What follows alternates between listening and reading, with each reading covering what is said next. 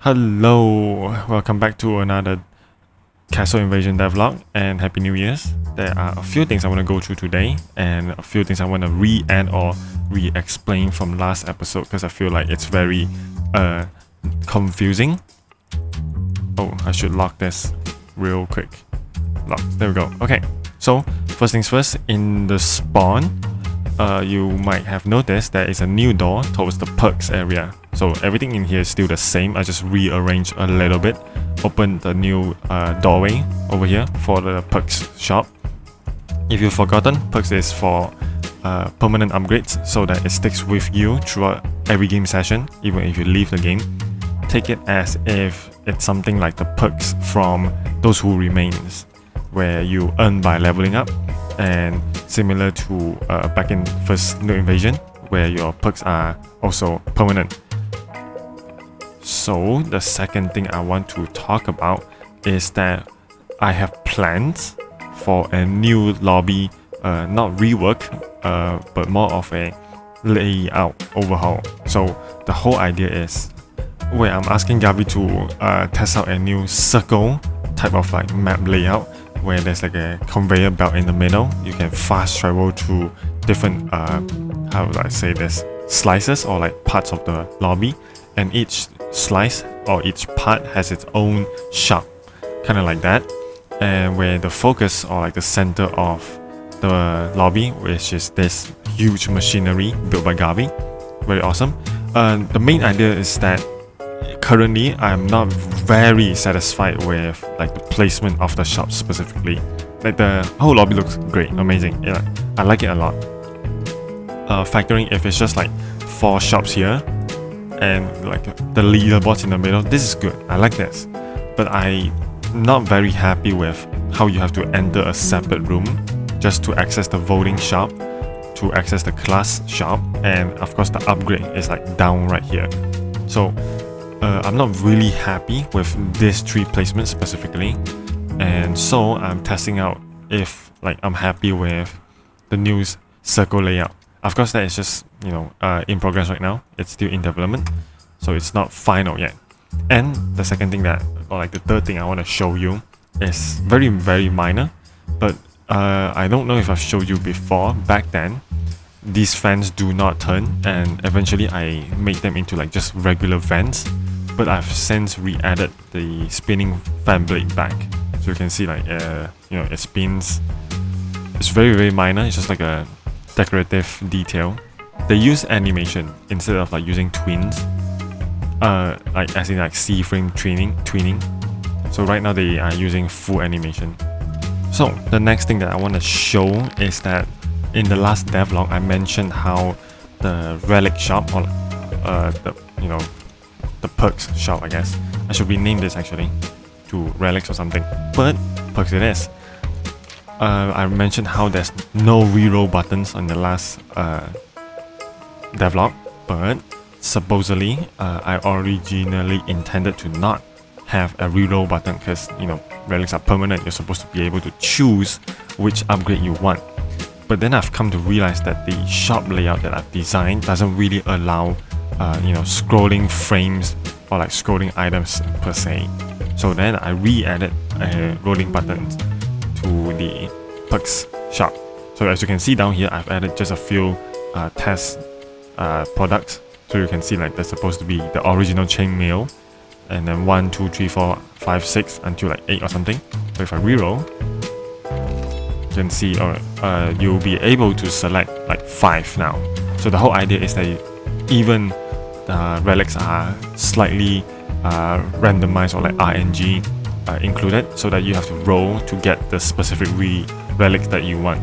Will this be changed in the future? Maybe, maybe not. This is largely dependent on how I've already structured the shop system, so that right now it's using the reroll system for, you know, against with the products, because it's basically running the same shop system as the regular shop right here, where, you know, all of your products, all of your equipments and such are really, really dependent on what you get, what you roll. Frogtastic choice. But aside from that, this is largely fixed, and it is what it is for now. And speaking of the horse saying words and having like noises, something that I want to show really briefly is that the bunnies in the lobby right now, let me just enable lock so I can select them. Yeah, these things, bunny and this PNG cube of a cat, they automatically reset every like 5 minutes, so that they will respawn in the same spot again in case they wander off very far, or like if they die or something, they'll just respawn like after 5 minutes, just like the NPCs back in the first Nuke Invasion. And another thing that I have adjusted so that if you've paid attention, or like if you notice in the past few first devlogs, or if you are the first player who joined the server, you will hear that they emit like the bunny noise from the dream game.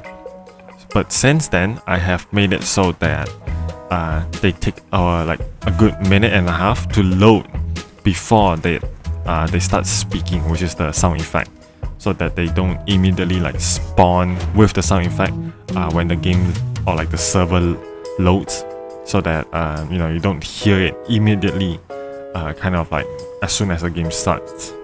Just a very minor change. This is largely due to it gets really annoying when I start the server to playtest and I hear the bunny noise all the time. It gets really repetitive at times. Yep, just a very minor change on the bunnies. So one other thing that I've shown in the Discord very early on, link in the description down below, is that classes are now free. All of them are free.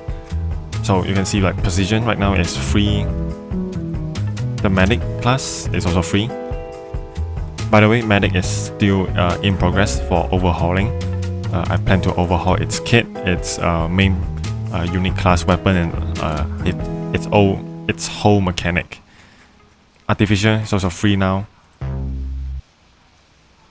And what you might have also noticed or like heard about in the Discord is that I reworked or like stitched the whole voting mechanic back to pieces so that it works now. So right now you can see I can open it. I can select the difficulty again, work in progress. This is for the VIP console, so that if you are a VIP server owner and you are in your own server, you can select like custom modifiers and such, just like back in Nuke Invasion. So right now it's in work in progress. And what you might have noticed is that I've removed the game modes. So the whole idea is that maps will have specific game modes tied to it.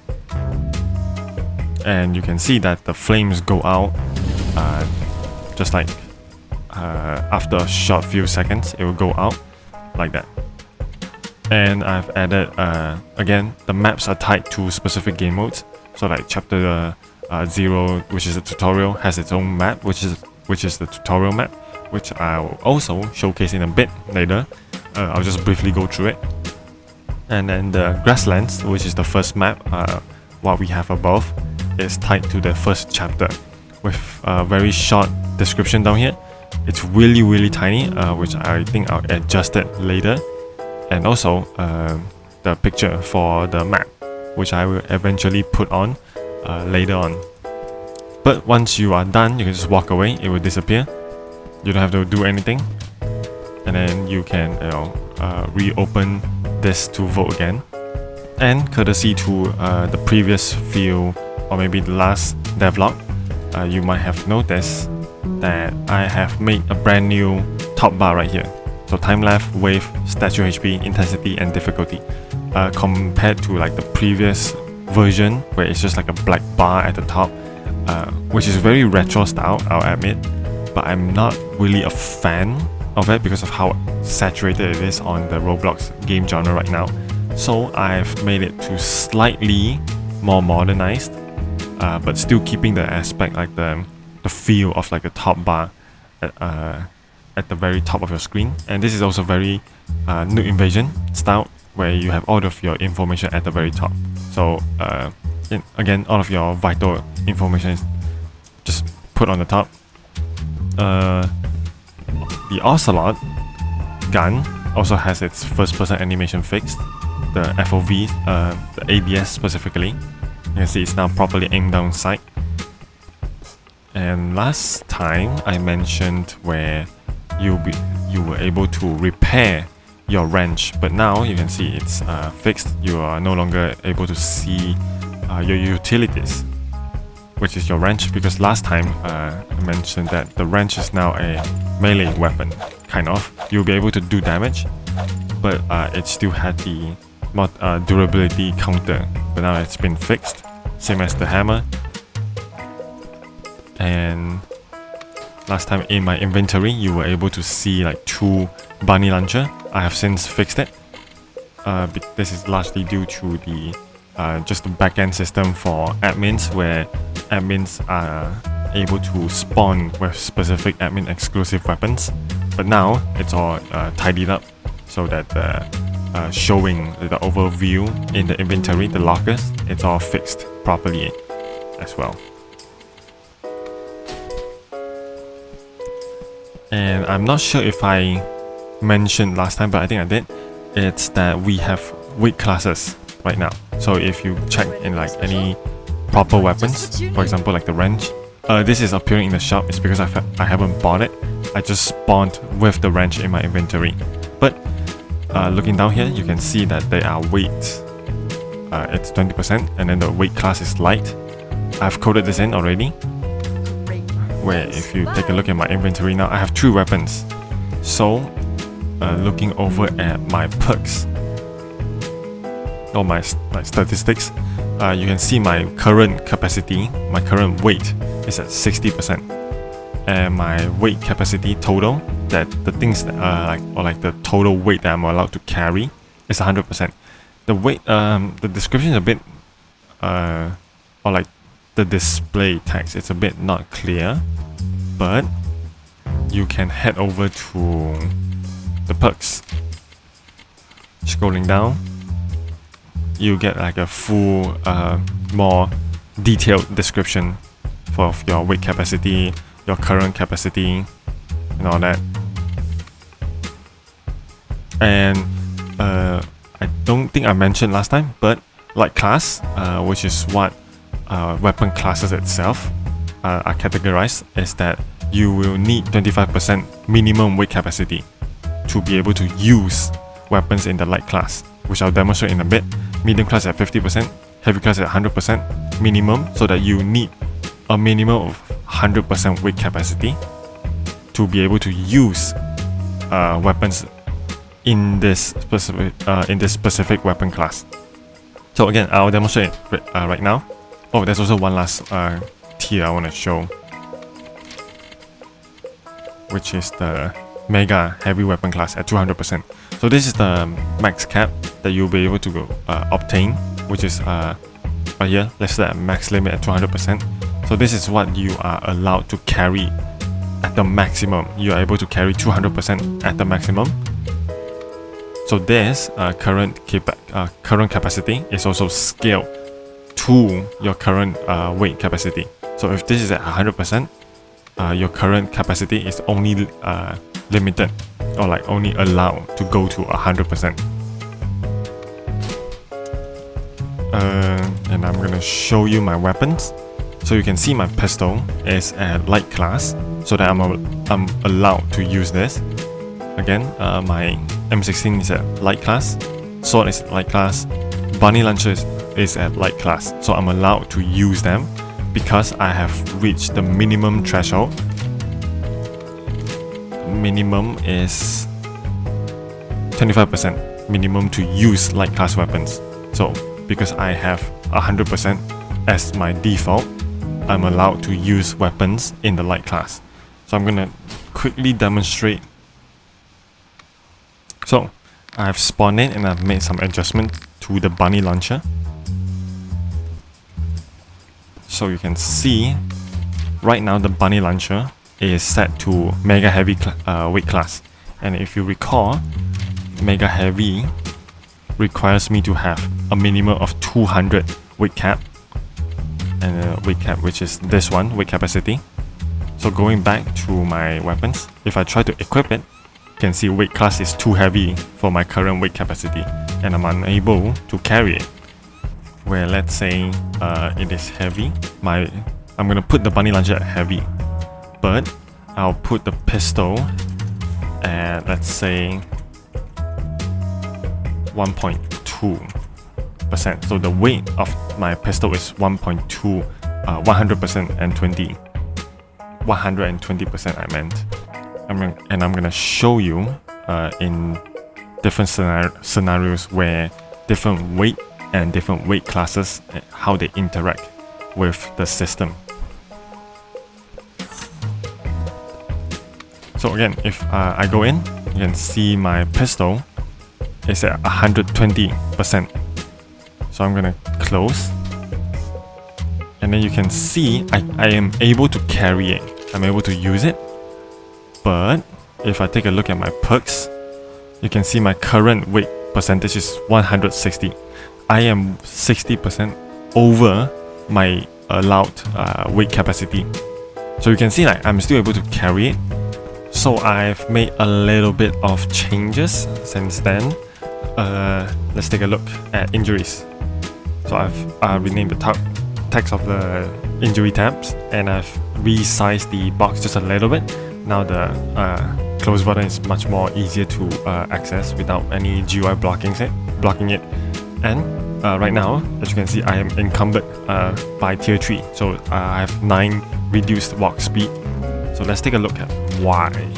Because I've made the pistol 120% of its weight, and my current weight, as you will see in a second, it is currently 160%. So I have 60% more than my carryable weight. So I've changed the text to be more precise, much more easier to understand. And I'm gonna show you, because right now my maximum carryable weight is 100%.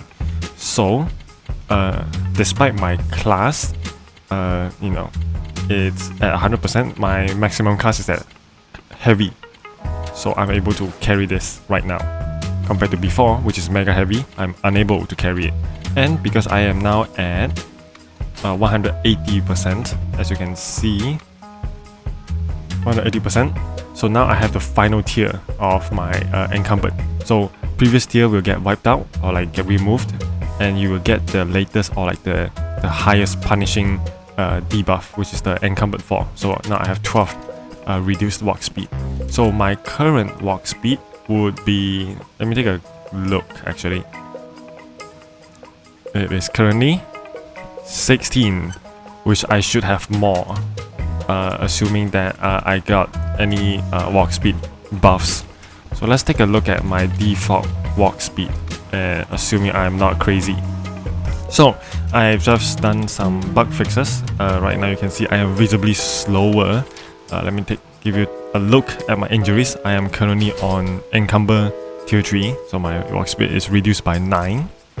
And if I carry a weapon to put myself 80% over my carryable weight, you can see I am visibly even slower. I am on tier 4 encumbered right now, so minus 12 walk speed. I am now on 4 walk speed, so you can see I am super slow. And of course, if you just unequip all of the things that make you heavy, you will go back to regular walk speed 16. So one of the things that I showed last devlog was the addition of the new gacha room, as you can see right here, and of course the terminal to access the gacha shop. And I'm planning to rework the whole layout, because as you can see right now, it looks terrible. It's blending into the background. There's too much colors everywhere, and even the semi-transparent black is not really blending in well. So what I'm planning to do is a whole full screen gacha menu for this menu specifically, of course. And on your screen there should be a really rough draft of how I want the whole new menu to be, where the gacha item, the banner item, will be at the straight center where you can rotate left and right. This is going to be in a view model, view frame model, something like that. And one of the things that I showed last time was the tick shop, where you can purchase gacha items directly, but I didn't really demonstrate, rather I just talked about it. But this time I'm going to demo purchasing things. So as you can see, I already owned the classic sword, M16, and the pistol. So as you can see, it's displayed in the schematic forms right now. But let's say if I am purchasing a brand new item, the landmine structure, as you can see, it changes to schematic and it says I've unlocked landmine. So if I purchase again, I get the schematics, which is a material, which is sort of like an upgrade core used to upgrade the whole equipment, the structure, the weapon itself. And I can purchase up to 5, as you can see right here, and it goes to sold out. If I go back to take shop again, it's still highlighted as sold out, so you can't purchase it again. So it's the same if I purchase any weapon schematics. As you can see, it goes to sold out. Same thing if I go back, it's still locked out. And I mentioned about how red tier items are not shown until you have unlocked them. So I'm gonna demo real quick with a red tier item. Okay, I've added some examples. So going back to take shop, scrolling down, it's not very obvious, but I will probably change the background color to the according tier, maybe in the future, I don't know. Regardless, we have some red tier items. So the IC M202, the Oppressor, Wonder Waffle, all of these are red tiers. So assuming I don't own, not assuming, since I don't own, let's say the IC M202, I can't purchase it. You can see it says item not unlocked yet, unable to purchase. Same as the Oppressor, can't buy it. But since I own Wonder Waffle, I can buy the schematics instantly because I do own the weapon in my inventory. I've configured my inventory for me to own it, as you can tell by the schematic icon. This implies that I am purchasing the schematic itself. And let's say there is a quest item, so the portal opener, this is a quest item.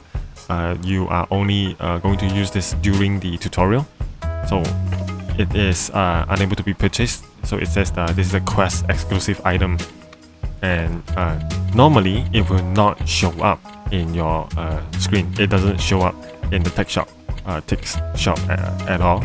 So I've only enabled it for demonstration purposes. So going up to the battlefield, there are some changes that I've made.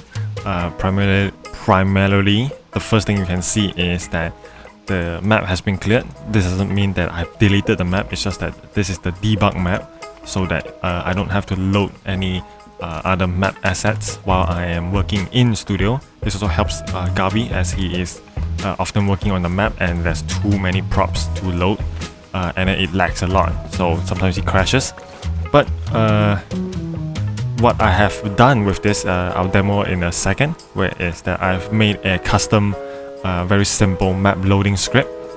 But I'll show that in a second. What I want to show right now is the hitbox for the statue. So not just the statue, I don't know if I've showed it last time with the walls as well, but you can kind of tell. Okay, it's showing the same thing. But what I'm trying to show is that the hitbox is way more easier to be triggered now compared to before, where you have to like stick very close. Now you can hit almost from any random angle. You'll be able to hit the hitboxes, as you can tell by the prompt coming up and down like that. And I want to showcase the map loading right now. So loading back in, I have enabled the gameplay loop system. So I'm going to climb out, and you should see, yeah, it's getting into intermission right now. And it's going to load the map. As you can see, it slowly loads the chunks bit by bit, folder by folder, trying to get everything loaded out. Sometimes it lags a little bit if there's too many things, such as the trees at the back, which I think I will dissect them into individual folders later so that it loads easier. But you can see, okay, now it gets back into gameplay. Objective, the new top bar is in action, as you can see. The statue HP is not updated, which I will fix probably right after this clip.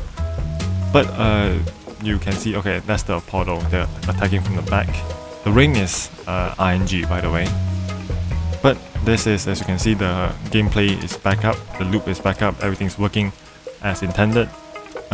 What I'm missing right now is a proper intermission and a proper, I would say, end of the wave section where players get to like rest a little bit, get to like do some voting, some shopping, but probably like a good 20 seconds, 30 seconds intermission, and as well as players shouldn't be able to enter the map before the map is loaded. They should be able to enter after the whole map is done loading. So that's something I want to change as well. Are they even attacking the wall? I have no idea. Are they hurting the wall?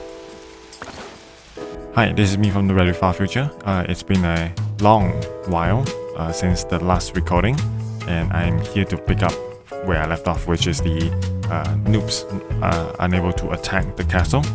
So over here you can see that this guy now has, if you can look inside, I guess, he actually has two hitboxes. I don't know if you can see, there's a square inside a circle.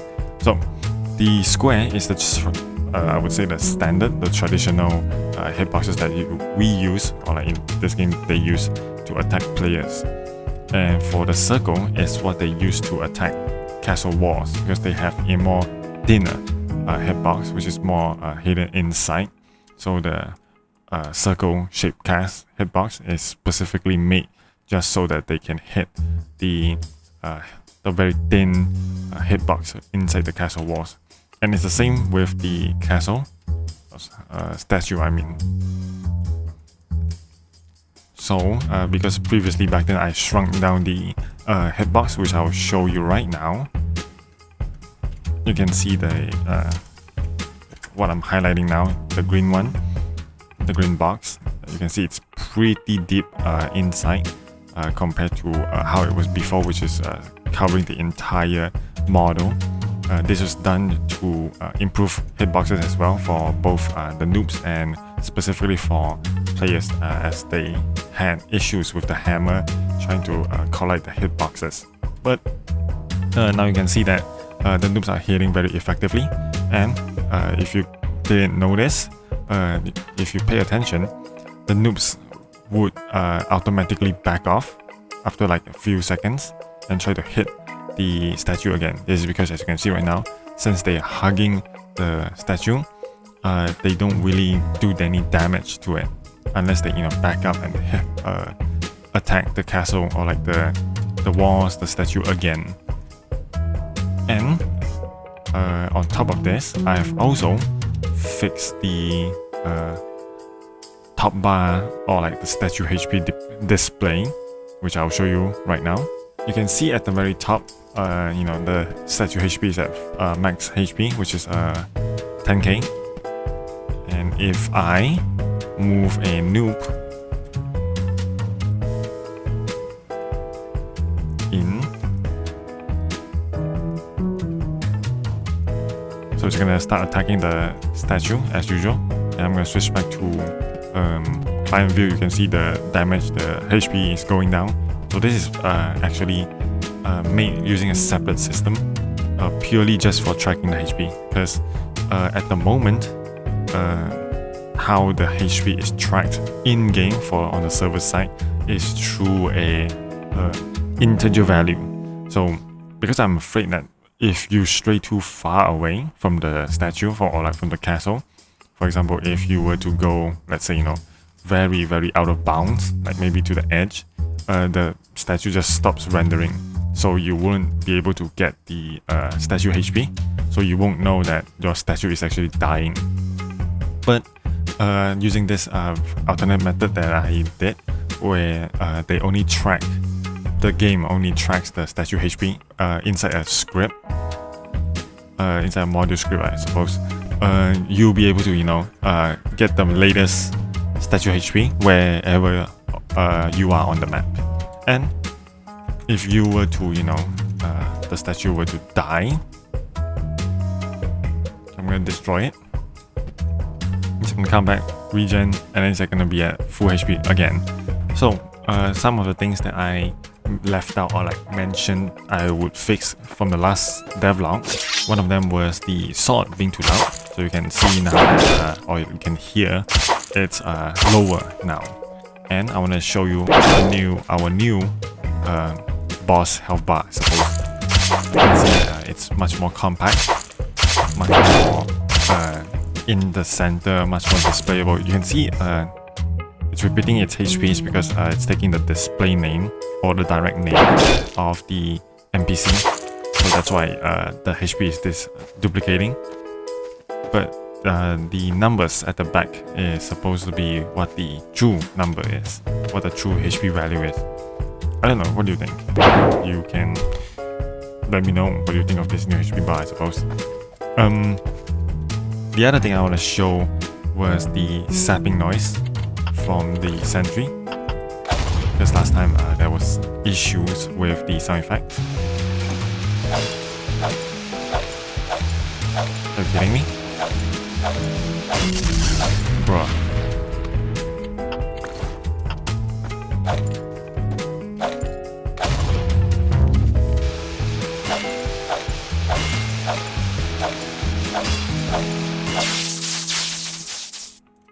Okay, the hitbox is a bit funky, but you can hear, you know, there's no more sapping noise.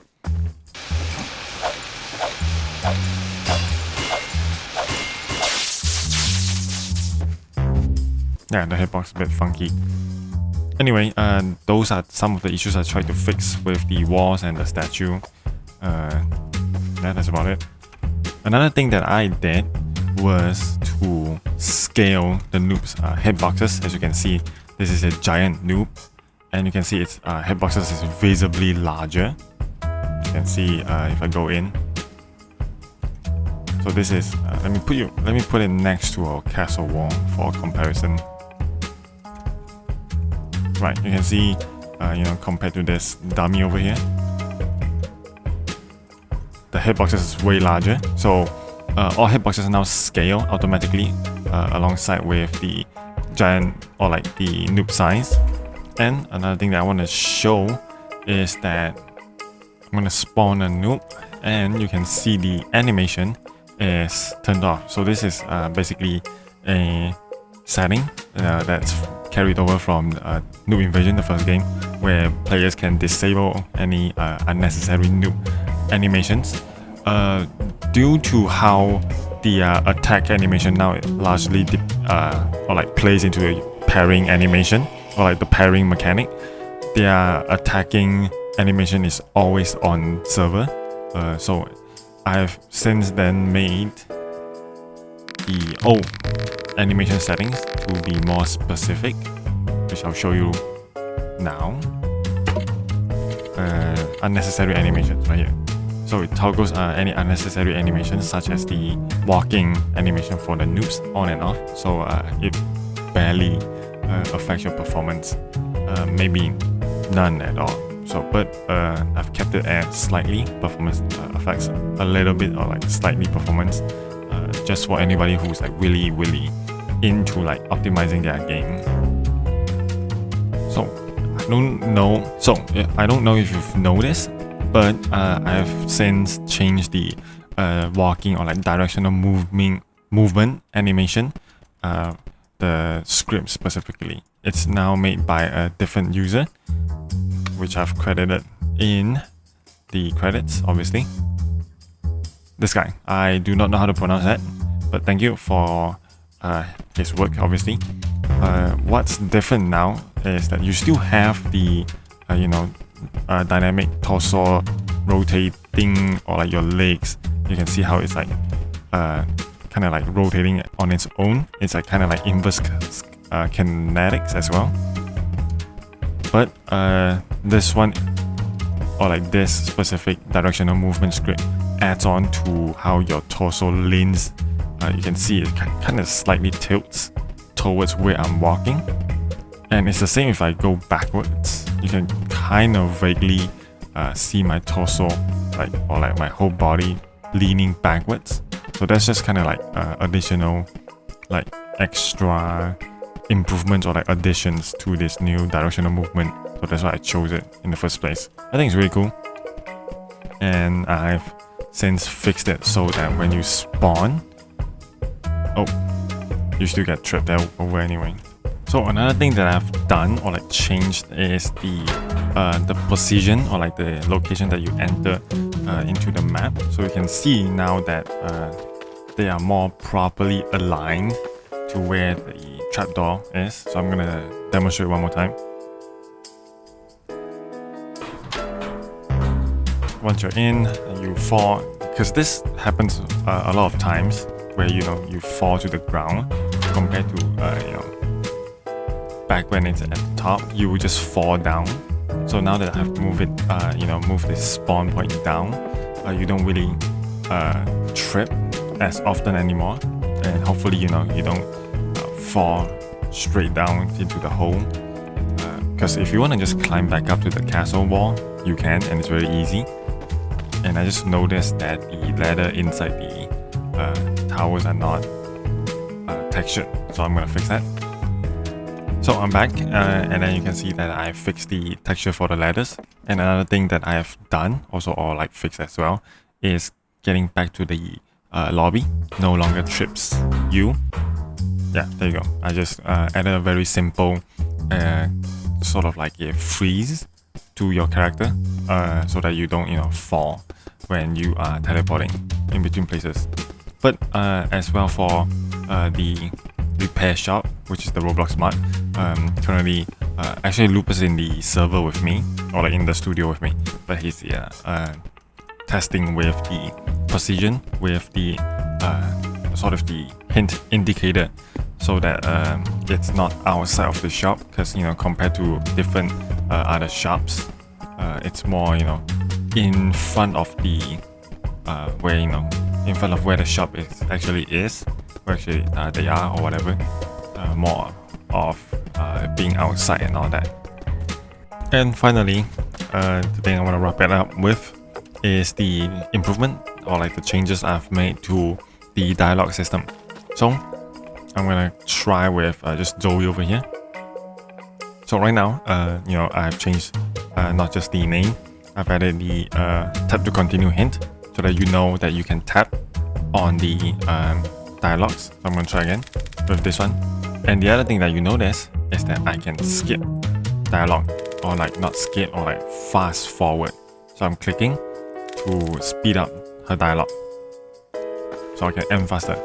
Compared to, let's say, sort of like the time gated interactions or like dialogues, I cannot, even though I'm clicking right now, nothing really happens.